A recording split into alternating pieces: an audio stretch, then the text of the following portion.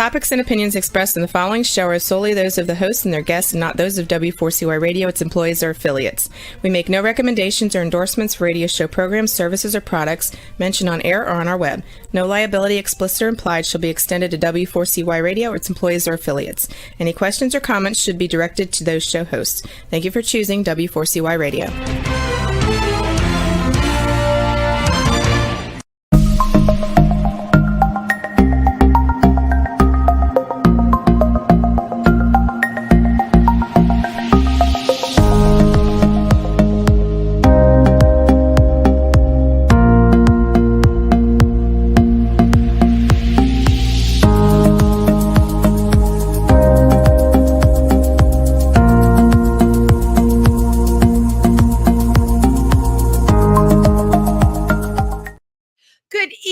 Everybody, and welcome to Triversity Talk. I am your host, Wendy Stewart, and it's great to have you with me on Wednesday, as always. Right? How many things can you count on to happen always at the same time in life? Well, you know, every Wednesday night at 7 o'clock, I'm going to be right here with you right now.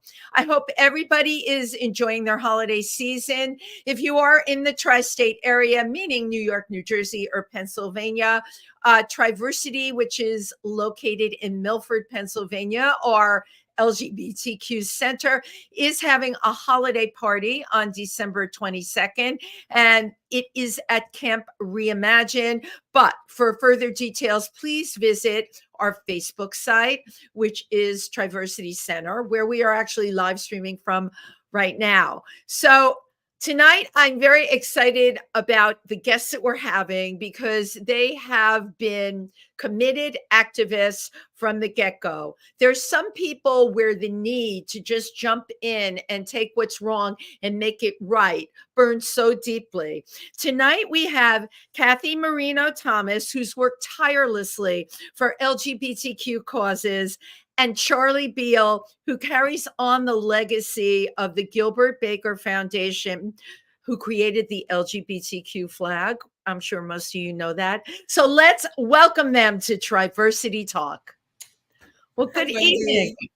So great to have you both here with me virtually tonight, right? Yeah. Now, the two of you know each other for a very long time. Yeah, for pretty long. Years. Mm-hmm. Yeah, for more than a few years. I'm going to go, Cathy. I think I'll start with you. Sure. Have you started out as a buddy for GMHC? I did. In the early 90s, I was incensed by the idea that our brothers and sisters were being treated in the way they were being treated in the hospitals and by society in general. And I, although I didn't at that moment know anybody personally who was affected by HIV, our community was in need of people like me to step up and do some work. So I did that. Well, and you did step up. Our community was decimated at that point. I was involved from the very beginning when the GMHC was literally 6 people with a table in the Fire Island Pines collecting money for this disease called GRID. I mean, that's how far back I went. And like you, I was incensed that nothing was being done. And we do remember at the time, Ronald Reagan just said nothing. Right. That's and from that, and from that, and Charley, I know you were part of this. From that sprung ACT UP. Oh, yeah. How did you get involved, Charley? Actually, my involvement with ACT UP didn't come into much later, but my activism started much, much earlier. I'm going to feel very old here for a minute. No, I know. No older than the rest of us, Charley.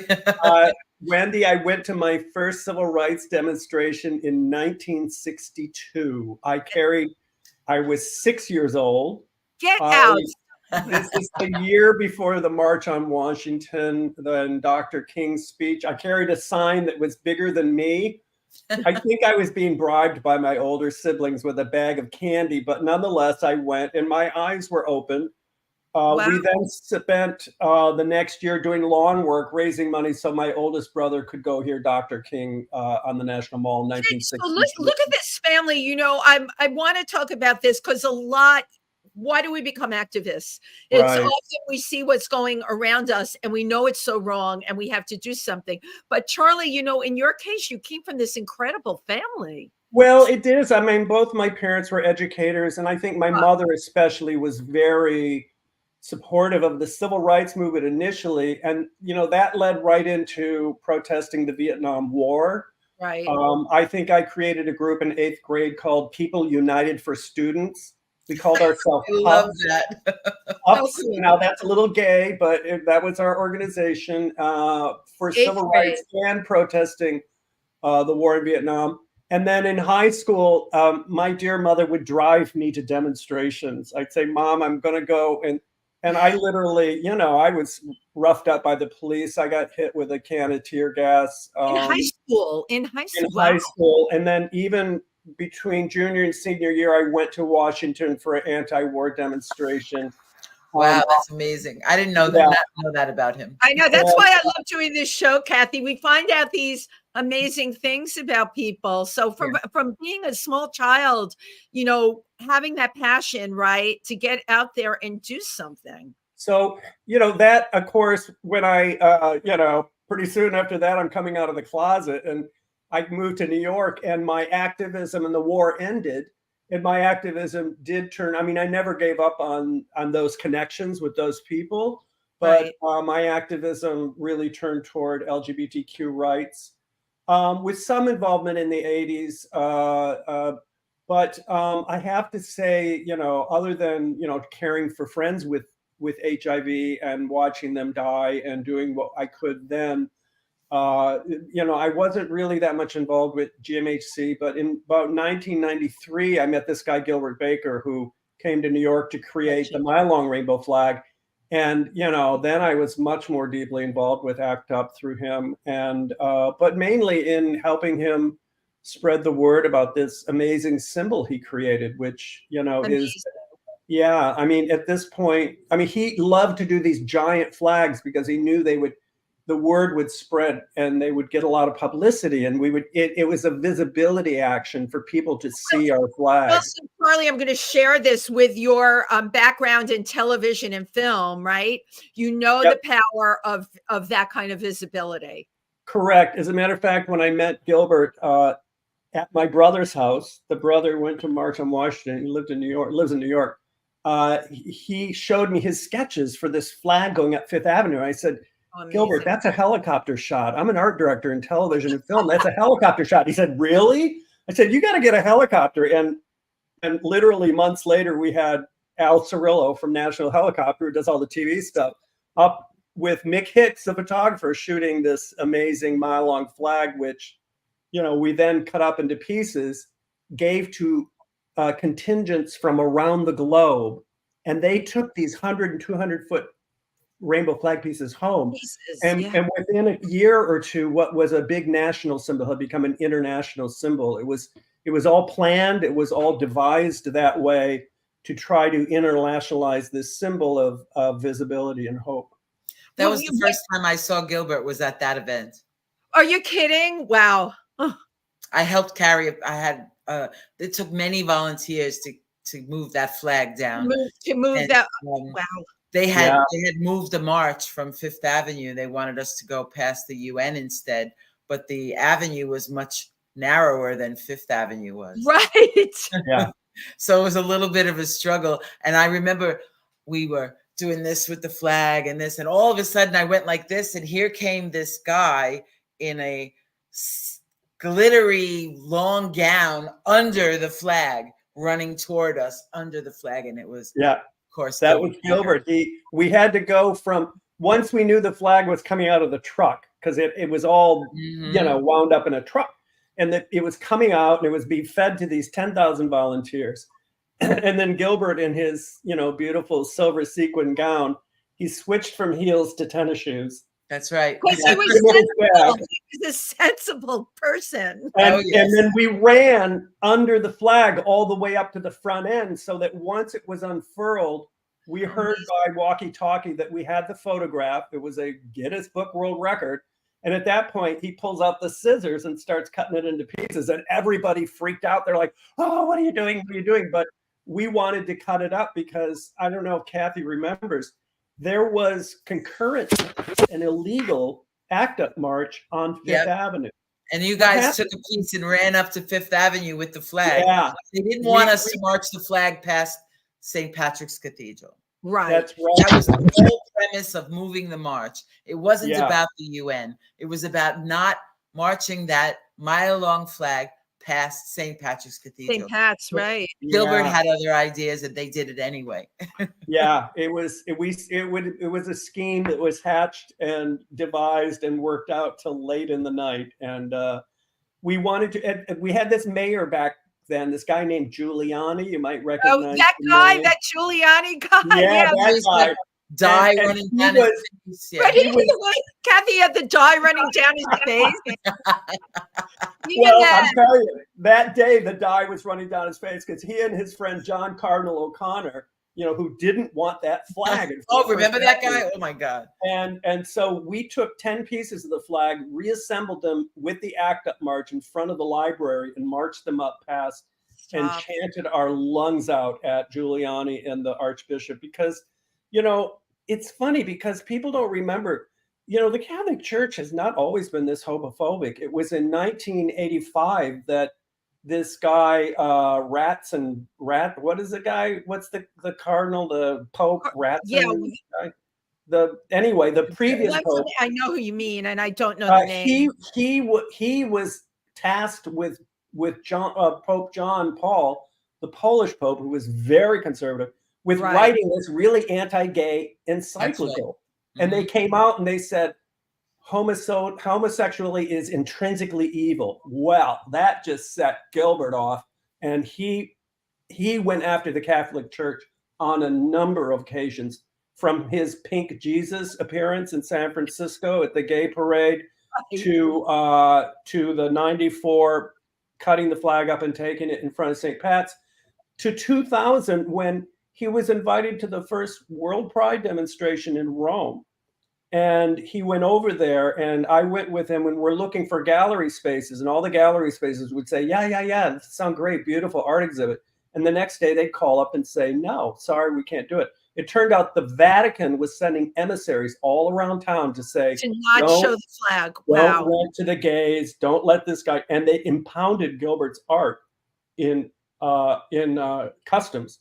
And we had to come back here and raise $10,000 to get it out of customs. This is such an incredible story on so many levels, Charley. And if you and Cathy were not sharing these memories here with us, the kids that have come along who they love the rainbow flag, but no one knows these stories. If you fast forward to the present day, there's ban after ban after ban happening right now as we speak against flying the flag. A woman in California was killed for flying the flag outside of her store. A crazy came into her store. Yes. She had it right. And I'm really glad that you brought that up because that killing happened and she was so loved in the community. She did so much. Yes. And she was shot over that flag. Just showing that, the homophobia is real. It's alive. It's unfortunately very healthy in this country. I think it got healthier in the last couple of years. Remember, we went something to do with a certain president that we had, unfortunately. I talk about that all the time, but it was a big game changer because homophobia, transphobia, which is just, they have used the trans community as disgraceful. Right, disgraceful. And we're all aware of the terrible things going around the country right now. And as you know, I've worked on a lot of issues in my activist career. We started out as AIDS buddies, and then my wife had this crazy idea. She wanted to get married and have a wedding and stuff. And we did that in 1995, but it, of course, the next morning had no more legal significance than it did the day before. And it really made me angry. So we began to look for like-minded people who believed that marriage was a civil right. And we found 6 other people in New York City that believed. What a whopping number also. Yes. Yes. The first time we formed Marriage Equality New York at that time. And the first Pride Parade we marched in, there were 6 of us, 2 signs apiece. We kept flipping them back and forth as we marched down. And our community thought we were crazy to want this right. Right. They accuse us of being assimilists and all kinds of crazy things. And over But the I'm years, glad, you know what? Because most of the people I know, a lot of them don't remember back to that time. Okay, not. when your very own community was thinking you were crazy for wanting this. But you know what? They just didn't understand. They Right. didn't understand the level of rights and privileges that you can only gain with a marriage license. Right, exactly. Fast forwarding to tie the rainbow flag in there, the identity of the flag really helped us with that as well. And the identity of our families and coming out and showing our children and all of that. And we gained the right, as you know. And that was my first major campaign as an activist. Wow. My wife will tell you that when something inspires me, I sit there and I go, I got to get up. And she says, oh, here we go again. And no, you're a pit bull. I can tell you're, I am too, but you're a pit bull because you can't let it rest. Yes, no. It's not right. So, I'm going to throw this out to both of you. We know what we're seeing now, and a lot of the transphobia and homophobia that's been perpetuated on the right is through the roof.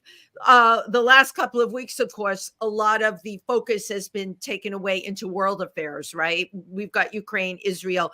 The world is blowing up around us.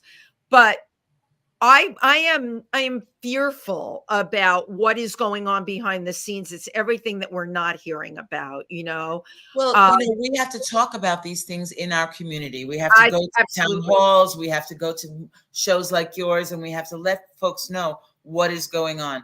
There are 40 bans around the country, 40 attempts, I should say, trying to ban the flying of the rainbow flag. Right. The most recent one I practiced the name of this, and I can't say it. Hamtramck, Michigan. Hamtramck, Michigan. Okay, well, who can say the word Hamtramck? That's not.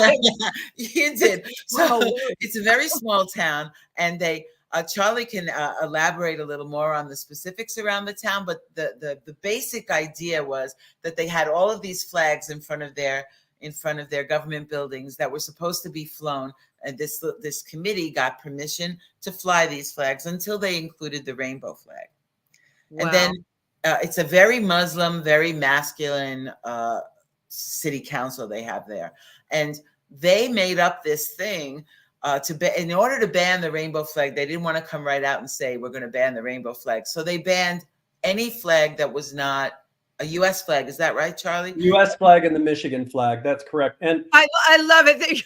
I'll say this, Wendy, that, Cathy's been with us from the very beginning. Over a year and a half ago, when I first got a call from a friend in Cold Spring, New York, saying, Charley, they're banning the rainbow flag. Bougie, Cold Spring, Upper Westchester, New York. I know. I go hiking up there. I know people that live up there. Well, what the right wing comes up and they come in and they love to confuse and cloud the issue and say, oh, there are too many flags and this flag and that. If you fly this flag, then you have to fly the Confederate flag. So let's just shut it down and have the American flag and the New York flag. And they use this all the time, but we know they're lying because we had a case in Sauvin, California, where a really brave activist there who runs Pride House used their sunshine laws, their Freedom of Information Act, to get their texts and emails. And it all came out that they're a bunch of bigots. They wanted to ban the rainbow flag, but they didn't want to come out and publicly say they banned the rainbow flag. So they were going to say it had something to do with appearance and not having all these other flags. Let's just have the national flag and the California flag in that case. But, we know their tactics. We've been fighting them, in many communities. Luckily, we did have a victory in Sauvin, and we've had a victory in Sparta, New Jersey, and we had a victory just recently in Anne Arundel, Michigan, and in Florida. We beat DeSantis. I love saying that. You did. But which county in Florida did you have a victory in? I'm curious. The whole friggin' state. They introduced a bill called HB 1011. That's right. And this wonderful town council person from Wilton Manors named Chris Caputo reached out to us, and we started working with him. Now, we have this campaign called Save the Rainbow Flag, www.savetherainbowflag.com. I was just going to say, I was just going to say it, Charlie. Very good. Excellent. What we did is we partnered with the ACLU and on this project, and they provided an incredible legal letter that gives legal guidance to activists who can hire a local pro bono or civil rights lawyer and fight back. And they gave that legal letter to Chris, gave it to his lawyers in Wilton Manors, and they did a big rally, a big rainbow flag, and also a pro drag rally because they were trying to ban drag at the same time. And you know what? They got other communities involved, and they eventually pulled that legislation. Now, we're not naive. We know they'll be back, but we'll be ready. We'll be ready for them. So while we're on the subject of Save the Rainbow Flag, I want all of your viewers to reach out to us if they're having problems in their area around flying the rainbow flag. So what I would like to do, hold on, I'm not a good typist, but I need to put this in the chat, and then our producer can run it on the banner. Do you want to do that, Charlie? You want me? Yeah. You just put it down in the chat so that we have that there. Thank you. Because I'm going to tell you, people don't know that. Thank you very much. So they could just scroll down and fill out a very simple form, and they can fill. It's in there now. They can fill out a form and say, "Hey, they're trying to ban the flag in my town. We will get back to you." I got to tell you, it was heartbreaking when this teacher called me from Ann Arundel. Yes. She was so scared, and she said, "I emailed her. I said, why don't you call me?" And she's like, "Oh my God, I'm so glad we didn't know there was anybody there to help us. They didn't know that there's an I mean, we're a small foundation. We don't have a lot of funding, but I tell you, we got a lot of fight, and we got some good lawyers. No, what do we call it? Small and mighty." But I have to tell you, as much as I know, I didn't know any of this. Of course, I knew about Gilbert Baker, but what you're sharing with us tonight, I didn't even know. So you know what? Thank you for not only enlightening me, but to anybody that watches this, because the rainbow flag is so symbolic, absolutely, of so many things, and it's like taking the rights of everybody away. Yeah, and Gilbert was so fond of saying over and over again that flag is for all races, all genders, all ages, all sexualities, for all sexual and gender minorities. He called it the rainbow of humanity. And we want people to know that, because sometimes there's people in our community think, is that flag really for me? Because there's other flags. And I got to tell you, it is the flag that was put there to unify us all, and that we could unify the LGBTQ plus. So that brings me to a question I have for you. When we were doing tables at events this summer, we gave out flags, and I had a whole thing of flags, and there were more different flags in that thing than you could ever imagine. There was a lesbian flag and a trans flag, and I think there were like 2 other flags besides that. Do you think it dilutes the power of the flag? Like, does the rainbow flag just cover everything? No, it doesn't dilute the power of the flag. What it does is Gilbert never took a dime for that flag. He gave it to our community for it to live and breathe within our community. As long as it stayed free and attainable, he knew that it would expand and change. And I think that was his intention. Yeah. And I'll say this, Wendy, when a lot of these community flags started becoming more popular around 2020, I convened our board. And I talked to experts like Michael Brodsky at Harvard and Sierra Jones at Berkeley, and said, we want to develop a stance on this idea of our community flags. And what we came up with is we decided to do an exhibit. And we did an exhibit called In Their Own Voices that looked at not all of the different flags, at the creators of these flags. Monica Helms, who created the trans flag. Amber Hikes, who created the more colors flag with the black and brown stripe. And I worked with all these people. Monica and Amber were already friends. Monica is actually on our board, by the way. The creator of the trans flag is on our board of directors, and she's a very close friend and a good friend of Cathy's as well. But, so we wanted to enlighten people about why these other flags came into being. Monica's very diplomatic. She says she likes to see the trans flag as being like a state flag.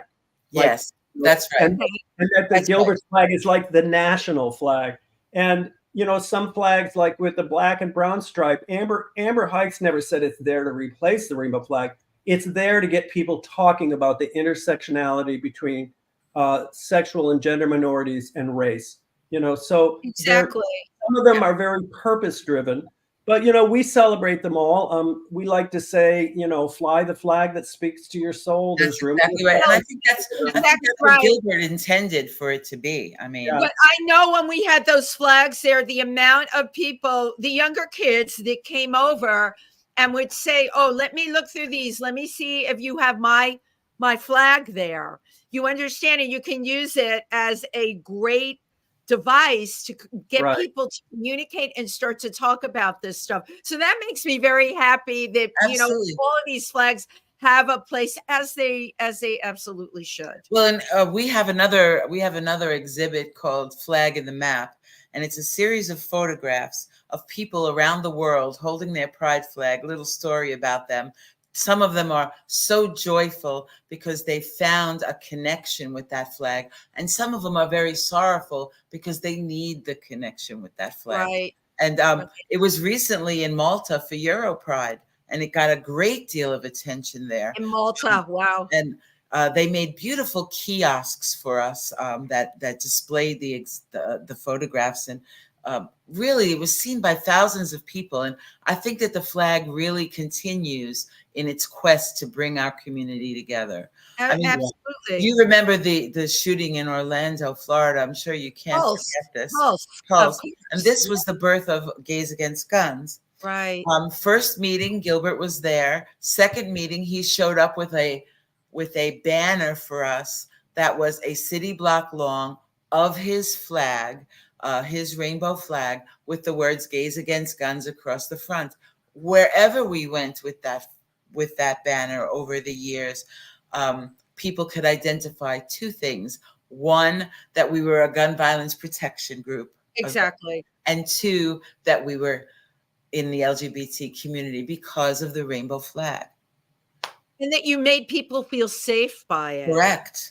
Correct. The fact that this organization picked up on having the rainbow flag and Gays Against Guns, which is GAG, G-A-G. And I think what I like about that organization is it's peaceful protesting. And can you just fill in our audiences that don't know about Gays Against Guns a little bit about the story and how you protest? I am a founding member. I was when the 2 days after the shooting in Orlando at Pulse, somebody rented a room for 60 people at the center in Manhattan, and 300 people showed up. Wow. They were spilling out into the hallway. So obviously something needed to be done. And the two gentlemen that rented the room for us stood up and said, "We want to march in the parade." So it was 2 weeks before our June celebration. Before Pride. Right. Before the Pride March, so there was a lot of ideas bouncing around about how to do it. And that's when Gilbert stood up and said he would make a banner. And then a guy, his name is Tigger. He's a burlesque artist. Of course I know who Tigger is. Right. Stood up and said he had an idea that we should have 49 people represent the folks we lost, who lost their lives that night in Pulse, dressing in white and veiled, and hold a picture of each person and march silently in the march. And it was such a powerful idea. Absolutely. So at that march, Tigger amassed 49 people elegantly dressed in white, not just dressed in white. Right. Each one carrying a sign with a photograph of a person who lost their lives that night.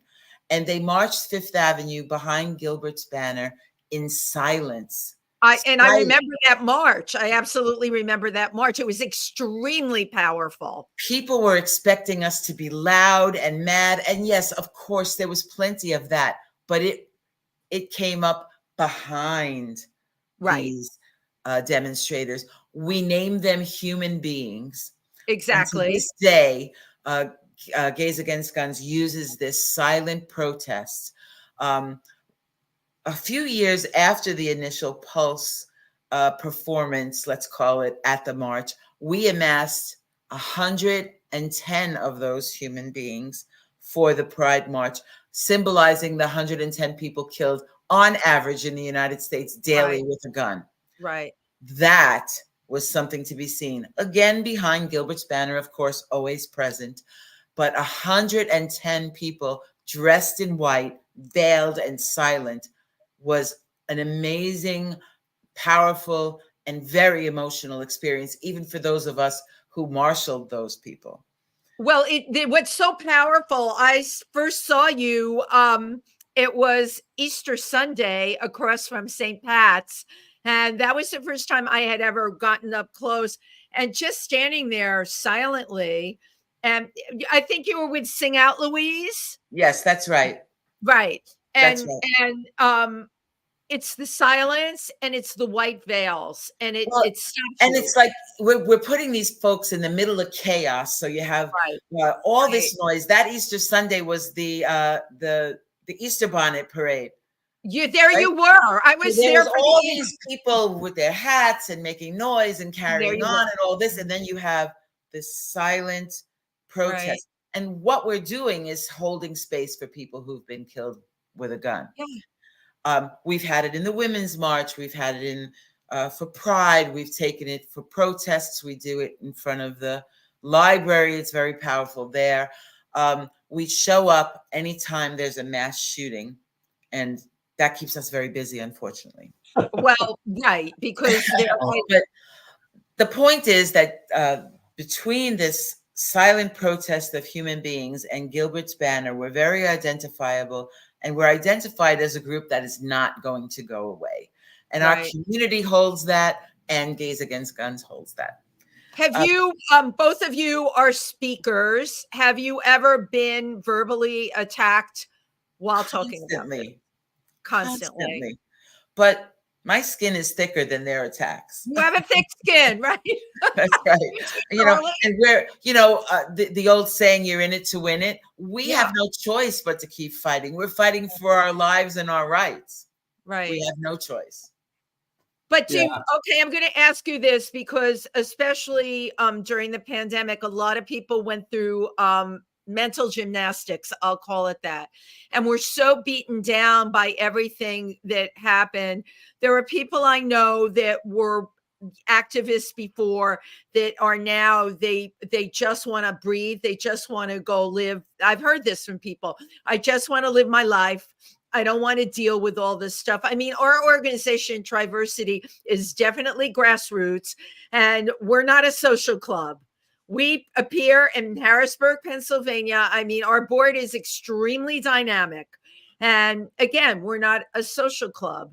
And they are all activists. There's a big difference between organizations, right, that want to bring people together in community and have events and parties, as opposed to out there demonstrating peacefully and getting attacked out in public. How do you just keep your vision clear and not let it bring you down in any way, shape, or form?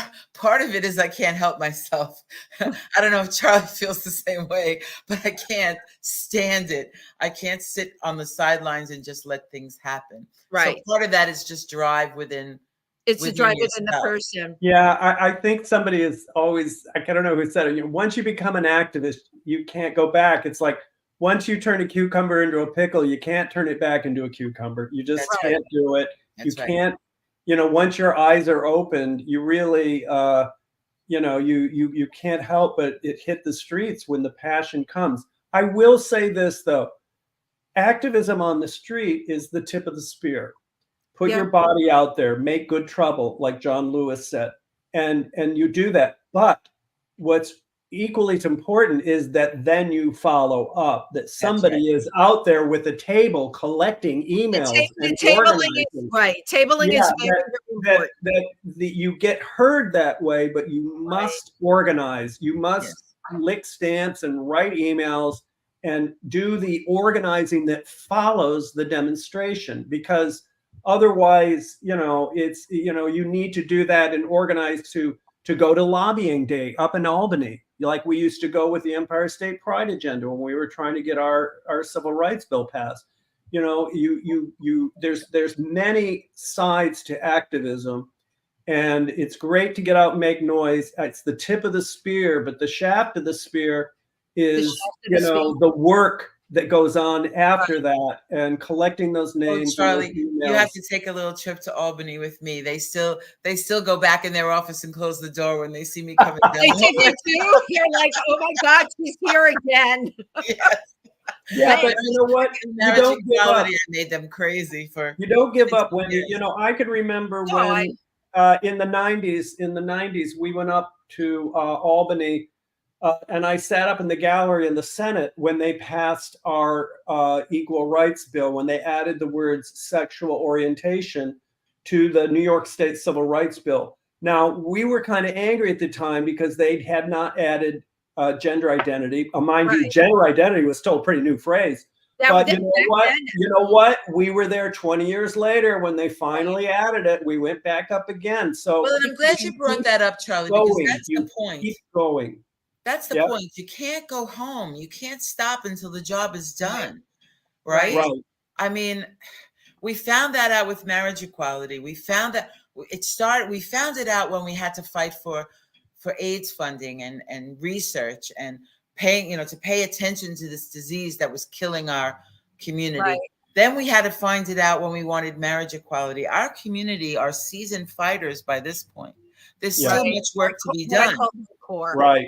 And I will say this, there's a lot of people were disappointed when they didn't add gender identity. Oh, we're getting half a loaf. And we said, yeah, we're going to go back and get the other half a loaf. Back for the rest of the bread. we're not giving up on a slice. No. And we're not giving up until everybody in our community has the rights they deserve. Gilbert he was very visionary, and he and the people created the original flag. It's funny because a lot of people think that, there's these 6 colors, that there's an L stripe or a G stripe or a D stripe. No. He assigned colors, meanings to the colors that were elements in all of us. Love, sex, sunlight, nature, healing, serenity, spirit. These are elements in everybody, because he thought that would unify us. And then that allowed it to grow and grow, because it was not hemmed in through one identity or another identity. They were very smart to do that. And that's how, we feel our work is. It's growing and growing. And we're going to discover new things we need to fight for your work is 5 years from now that we don't even know. And constant, fluid and constant. Your work is fluid and constant. Now, Cathy, you sent me a video. Yes. Okay. And Juan, our producer, I sent that video to you. I hope you have it, because I would like to show the video. We'll see how, I want to be able to share that with everybody. And I can't thank you both enough for coming on here tonight, because you're filled with information that people don't know about. Thank you. Thank you very much. Oh, please. Juan, are you there? I sent him the video. Well, maybe he'll find it, because I want to continue on, because we only get 55 minutes and you're sharing such important information. While we were talking about Gays Against Guns and how it is a silent protest, it's interesting to me that early AIDS activism of ACT UP was silence equals death. There's power in silence. And one of the things I feel we're all coming up against right now, a lot of the people on the other side or the far right, are very loud. They're being very loud about their point. Mm-hmm. Do you think, does it ever go through your head that maybe we all need to be louder? No. What goes through my head is to remind people of their rights as citizens in this country. Use your rights and the things that you're allowed to do. For example, your politicians, your legislators work for you. There's nothing to be intimidated about when it comes to them. You, as the voter, are their boss. Right. So I remind people of this all the time. Thank you. But you need to do that, right? Go to visit them, write to them, and go to visit them again. It's your right. They must listen to what you need. They have to listen to their constituents. There's no reason to be yelling louder than our opponents. Right. We're smarter than our opponents. Right. Okay. Okay. Oh, he has the video. Awesome. We have the video. Okay, let's show the video. Yes. Thank you. Thank you very much. Homophobia is on the rise. Book bans, physical assaults, laws restricting trans healthcare.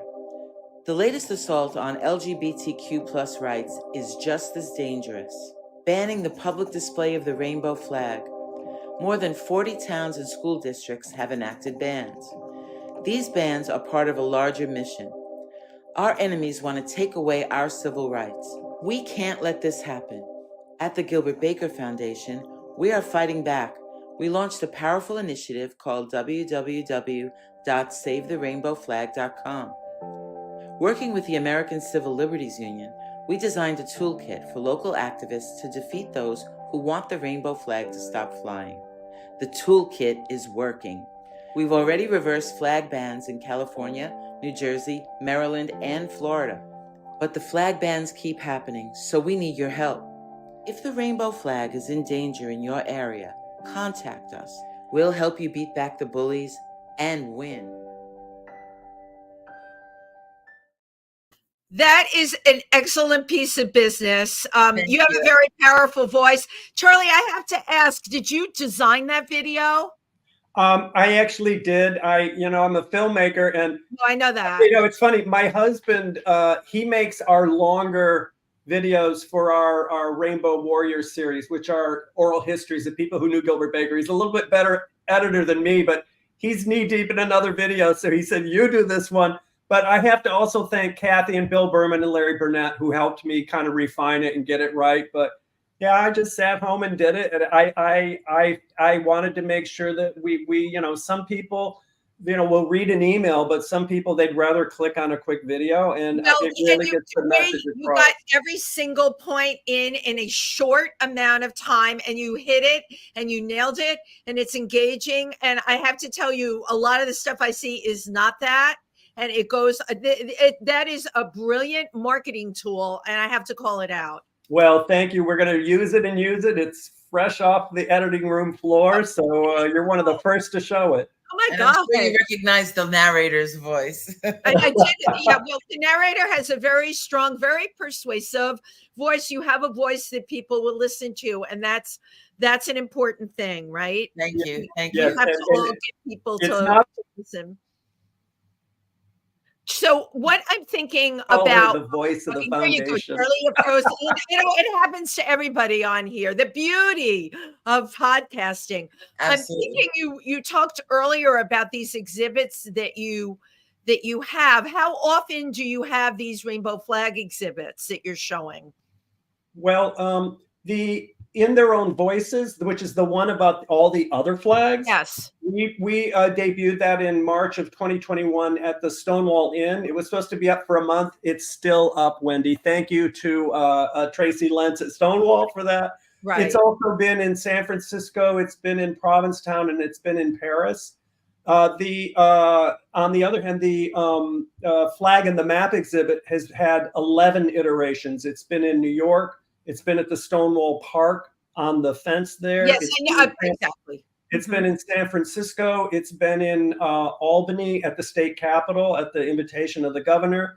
It's been in Provincetown. It was in Paris at the U.S. Embassy. It has been in Malta. And then there were 2 exhibits recently up in Napa Valley at Napa College and at the Russian River in Guerneville. And I almost forgot, it was in London as well. Cathy did. Amazing. London and at the museum. It's been around the world. It's incredible. And again, you both know this, marketing tools are key for communication. Do Yeah. you both as speakers, do you get lots of opportunities to go into colleges and talk to the kids? We are hustling up those opportunities. And if anyone would like to hear us and have a little chat about the rainbow flag or any of the things we talked about today, please reach out to us on the Gilbert Baker Foundation website, www.gilbertbaker.com. And it's spinning. Well, because my mind is just spinning here too, thinking, yes. Again, who could hate a rainbow flag? It's so incredible. And this was Gilbert's vision. Obviously, instinctively knew this, the power of this flag. And I'm thinking all the pushback that we are going to get and are getting with school boards and everything all over the country. What could be better than to go into schools and to be able to talk about this? Exactly. I did a lot of work with a group called Live Out Loud here in New York. And I did just that, speaking to kids in GSAs around right, exactly, around the city about coming out and living a life as a gay person, which we all know is a lot more than what our opponents think. If we had as much sex as our opponents think we did, none of us would ever leave the house. I mean, let's be realistic. And kids are like sponges. The more we talk to them, the better it is. The rainbow flag connects them. It gives them something positive to think about while they're facing their homophobic relatives at home. So we'd be happy to come and talk about Flag the Map or any of the things we've talked about today around the foundation. I absolutely. To have a talk and then show the film I think it's just a great way of reaching out, because kids that are coming out, our organization, of course, deals with kids as well, and kids that are coming out in these small rural areas, like I asked you about the exhibits, and they've been, in London and in New York, or where you speak. It's easy in the urban areas, right? Because you're going to be well received. Schools will even ask you to come in. But again, our organization in Pennsylvania, and we have kids from the tri-state area, but the more rural areas, this is such a great connecting point to make people feel safe. Whenever you need me, I can drive myself right there. It's not a problem for me at all. Wendy, I am going to have to duck out. Thank you, Wendy. Thank you, Cathy. I've got to actually go on another Zoom meeting at 8 o'clock. I got to get ready for that. Charley Beal, thank you so much. We only have a minute left, and I'll let Cathy take it away. You are delightful, and thank you for everything that you're doing and for being here tonight. Talk to you later, Charlie. Bye, Charlie. So it's you and me, Cathy. We're down to the last minute. What do you want to tell everybody out there? I want everyone to go to the Gilbert Baker Foundation website, read about our projects, read about Gilbert. You can find me there. You can connect with me there. Cathy Marino-Thomas. I'm happy to answer your emails. I actually do respond, so please feel free to reach out. Please remember that you have power as a citizen in this country. Reach out to your elected officials. Use the tools. They need to meet with you. You're their boss. Speak to them about what's troubling you. Stick with our community. Fly your rainbow flag, and fight for your rights. Right, and fight for your rights. Yeah. I want to thank you so much. Wishing you a very happy holiday season. Thank you so much. Same to you, Wendy. Thank you for being here, and thank you to everyone who tuned in tonight. I absolutely loved this show. I learned so much, and you know what? It's about learning and sharing with people out there. Absolutely. You have a happy holiday. Bye. You too. Thank you, everybody. Have a good night.